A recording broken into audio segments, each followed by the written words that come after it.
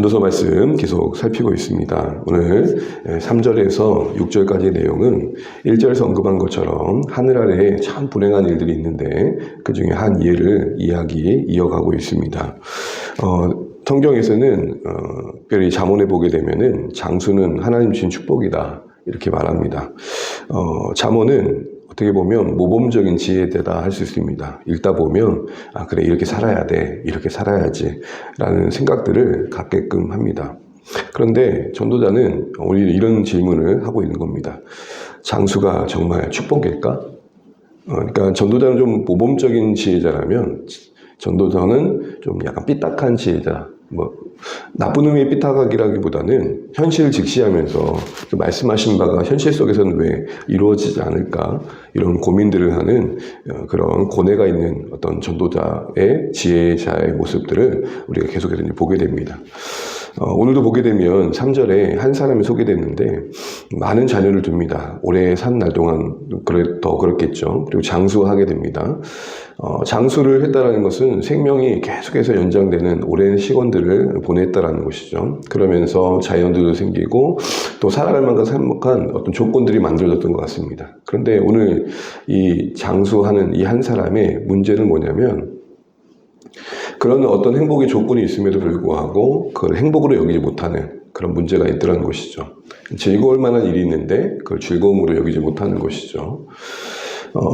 그런 부분에 있어서 오늘 이 장수함이 무슨 의미가 있겠는가라는 질문을 하는 겁니다. 우리 소위 양보다 질이다라는 말을 하잖아요. 삶의 길이보다 삶의 질의 관점에서 본다면 아무리 오래 산다 하더라도 그 하루하루가 행복하지 않다면 그 산다는 날들이 무슨 유익이 있겠는가라고 말합니다. 그런데 오늘 이 장수한 사람은 불행한 조건 속에 있기 때문에 행복하지 않다는 게 아닙니다. 누릴 만한 조건이 있고 또 그렇게 자녀들도 많고 그만큼 살아난 동안 쌓아놓은 것도 있는데 전혀 그 하루하루가 행복하지 않다는 겁니다. 우리 간혹 이야기를 듣다 보면 야 나도 네 마음 알겠는데 네 심정 알겠는데 나도 너만 하면은 정말 행복할 것 같다 이런 말을 하지 않습니까?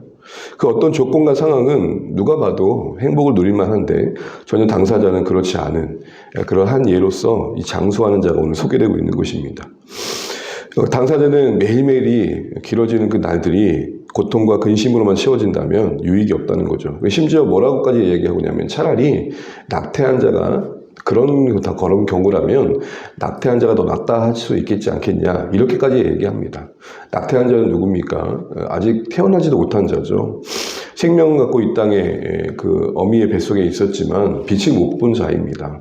그런데 참 불행하고 어떻게 보면 참 안타까운 경우인데 오늘 이 맥락 안에서 전도자가 오히려 낙태한 자가 낫다고 막지 이야기한 건 어떤 경우입니까? 차라리 낙태한 자는 어둠 중에 와서 어둠 중에 다시 돌아가는 빛을 못 보는 이 세상을 경험하지 못한 안타까움은 있지만 이 세상에 태어나서 그렇게 근심하고 고민하고 고통을 겪는 것은 겪지 않았기 때문에 차라리 쉰다는 측면에서는 어떻게 보면 안식을 누리고 있다는 측면에서는 그렇게 하늘 아래서 어떤 행복할 조건을 갖고 있으면서도 누리지 못하는 당신보다는 더 낫다라고 할 수 있지 않겠는가 이렇게 이야기를 하는 것이죠. 키포인트는 안식입니다. 그 영혼이 누리는 행복감 이게 없다면 차라리 사는 것은 크게 의미 없는 것 같다. 이런 대물음을 하고 있는 것이죠. 그러니 차라리 죽는 게 낫다. 사실 그런 얘기를 하는 게 아닙니다. 사는 날 동안 왜 누리지 못하고 사세요? 라고 말하는 것이죠. 여러분 신앙적으로도 신약의 말씀을 보게 되면 하늘의 신령한 축복을 우리에게 다 주셨다고 합니다. 그러면서 바울은 에베소 교회 성도들에게 이렇게 말합니다. 너희의 마음의 눈을 밝혀. 너희의 눈의 문을 밝혀. 무슨 말이죠? 손에 아무것도 들려진 게 없고 우리에게 주어진 것이 없는데 더 달라하여 채워지는 게 기도의 제목이 아니라 이미 신자들은 그리스도 안에 있다는 것만으로도 허락하신 많은 복이 있는데 바울은 교회를 보면서 그걸 누리지 못하는 게 안타까워 기도했던 것이죠. 사랑하는 주안의 가족 여러분, 오늘날도 이렇게 건강에 대한 관심이 많아지고 삶을 연장해가는 소위 안티에이징 늙음을 거부하고 저항하고 더더 살아가고자 하는 사람들의 욕망들은 커져가고 있습니다. 근데 전도자는 그런 질문을 하는 거죠. 그래, 그렇게 삶을 연장한다 한들 진짜 행복을 모른다면 그 사는 날들이 무슨 의미가 있겠어? 이야기를 하는 것입니다.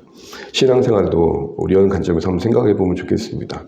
우리는 신자로서 뭔가를 구할 수 있고 또 달라고 외칠 수도 있습니다. 그런데 또 다른 관점에서는 이미 나는 복을 받은 자라는 생각들을 좀 할 필요가 있다는 겁니다. 우리 삶의 형편은 제각각이고 다르지만 예수님 안에서 하나님의 자녀라는 자체로 확보된 약속, 복락, 축복도 우리에게 있다는 사실들을 기억하고 고단한 현실들이지만 그 복을 오늘 전도자가 늘 말하는 것처럼 누릴 줄 아는 그런 신앙의 안목도 현실 속에서 필요하다라는 것이죠. 비록 힘들지만 주가 나와 함께 하시잖아. 이 땅이 어려움이 있고 힘겨움이 있지만 나에겐 천국이 있잖아. 이렇게 누리는 신앙이 이 고단한 현실을 이겨내는 지혜이고 삶의 모습이다라는 것을 이 장수한 자의 한 소개 속에서 이야기하게 됩니다. 또한 전도자는 이 장수한 자가 참 그렇게 사는 날 동안 행복하지 않다면 차라리 낙태한 자가 낫다고 얘기하고 있고 또 한 가지 이야기를 합니다. 우리 3절 중반절을 보시면 이런 표현이 나옵니다. 또 그가 안장되지 못하면 이라고 말합니다. 안장되지 못하면. 쉽게 말하면 제대로 무덤을 갖추고 죽지 못한다면, 제대로 묻혀서 마지막으로 마무리되지 않는다면 그 긴 날들의 사는 날들의 의미가 무엇이 있겠는가라고 말을 하는 것입니다. 오래 살았다 하더라도 매장되어서 자녀들의 어떤 애도와 그리고 안타까움 가운데 조상의 열반으로 조상의 묘로 들어가지 않는다면 그거 참 복되지 않다 이렇게 말하는 것이죠. 한마디로 그렇게 오래 살았는데 끝이 그렇게 비참하다면 사는 날들의 의미가 무엇인가 이렇게 이야기를 하고 있는 것입니다. 이것은 그들의 세계관 속에서 좀 이해할 필요가 있는데요. 당시에 이스라엘 백성들의 세계관 속에서는 사람들이 죽어서 제대로 매장되는 것이 하나님의 은혜 가운데 있는 인생임을 증거하는 거였습니다. 한 예를 들자면 이스라엘의 왕 아합의 아들 요람이 예후의 하수알에 맞아 죽게 됩니다. 근데 그 시체는 버려지게 됩니다. 길바닥에 버려집니다. 매장되지 못하게 됩니다. 그래서 열조의 반열, 조상들의 묘실에 들어가지 못하게 됩니다. 근데 같은 시기에 에후의 신복들에 의해서 죽임을 당했던 유다왕 여호라람의 아들 아하시아는 조상들과 함께 묘실에 묻혔다, 장사되었다라고 표현합니다. 같은 시기에 이런 태조, 누구는 길바닥에서 그냥 죽게 되고 누구는 같은 어려움을 겪었지만 조상의 묘실에 거하게 되는 이런 태조는 아합 왕조는 하나님의 심판을 받고 있고 다윗의 왕조는 여전히 하나님의 은혜 가운데 있다는 대조의 방식인 겁니다. 이런 세계관 이해가 되시겠죠. 그래서 오늘 이 전도자는 그렇게 길게 살다가 그 끝이 그렇게 안타깝게 끝난다면 사는 날들이 무슨 의미가 있겠는가 이렇게 말을 하고 있는 것입니다. 이런 관점에서 우리가 우리 자신을 돌아보게 될 때 하나 생각해 볼 게 있습니다.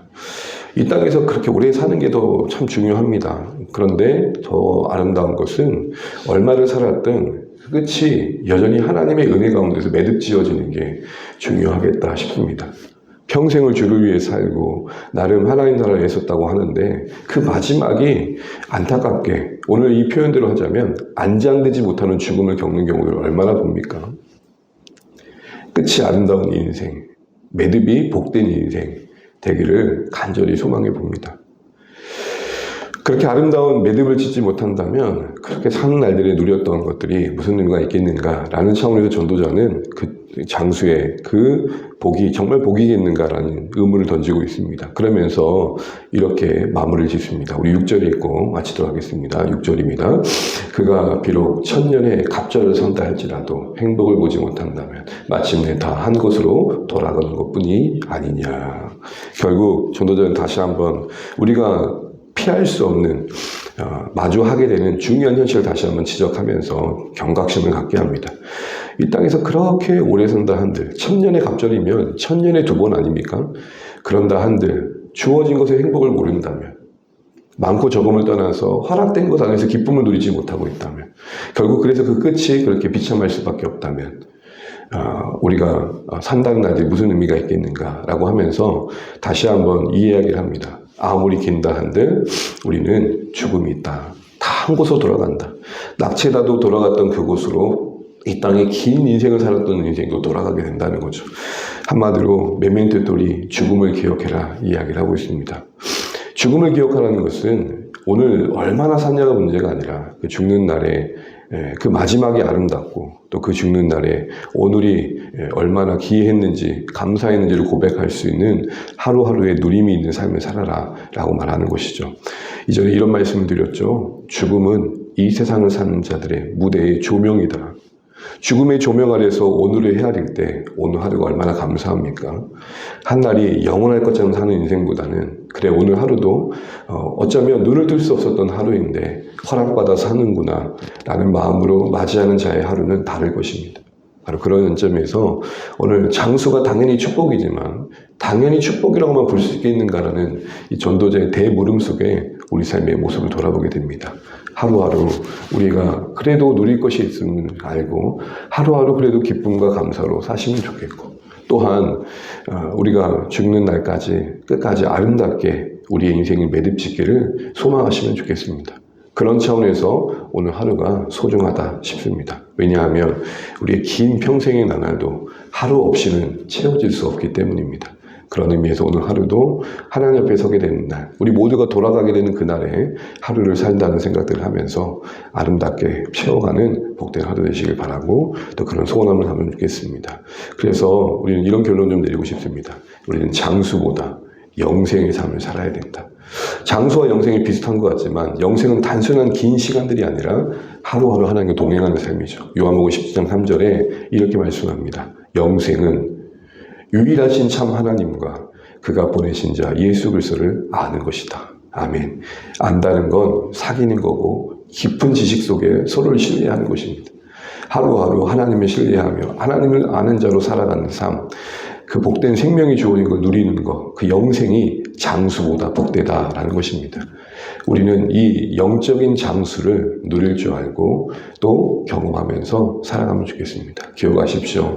단순히 긴 생명의 연장보다 더 중요한 것은 하루하루를 영생으로 채워가는 것입니다. 하나님과 동행하는 것입니다. 그러게 우리는 장수보다 영생을 꿈꾸는, 소망하는, 누리는 그런 신자로서 살기를 또 바라는 오늘의 말씀 되시기를 간절히 소망합니다. 기도하겠습니다.